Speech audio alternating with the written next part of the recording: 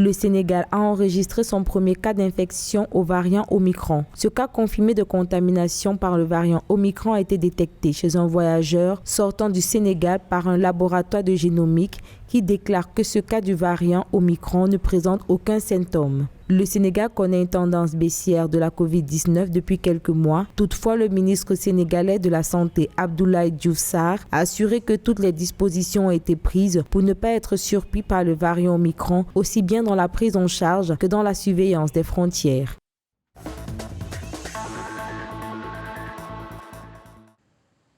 À la date du 5 décembre 2021, 45% de la population tunisienne a terminé le schéma de vaccination, 8% de la population a reçu une première dose et l'équivalent de 4% de la population a bénéficié d'une troisième dose de rappel. Ainsi, le ministère tunisien déclare que plus de 6 millions de personnes ont reçu au moins une dose de vaccination, soit 53% de la population totale, correspondant à 70% de la population âgée de plus de 15 ans. Une embellie qui sera bousculée par le variant Omicron déjà détecté en Tunisie est considérée comme rapide dans la propagation par rapport au variant Delta.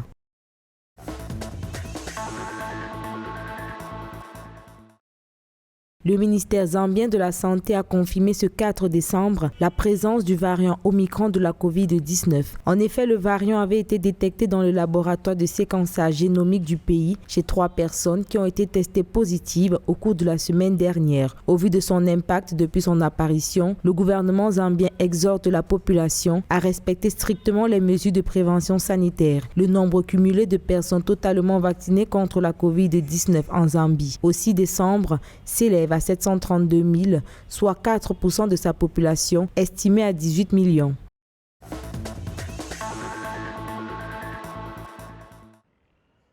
La présidente tanzanienne Samia Suluhu Hassan a lancé un appel à la vaccination massive des Tanzaniens contre la COVID-19. Cet appel fait suite à l'entame de la 4e vague de l'épidémie qui commence à déferler dans certains pays marqués par la propagation rapide du variant Omicron. Afin de protéger les citoyens, le gouvernement tanzanien a décidé de renforcer les tests dans les aéroports, les ports et les postes frontaliers terrestres. Avec près de 60 millions d'habitants, seulement 1,5% à ce jour est complètement vacciné, soit 886 000 personnes.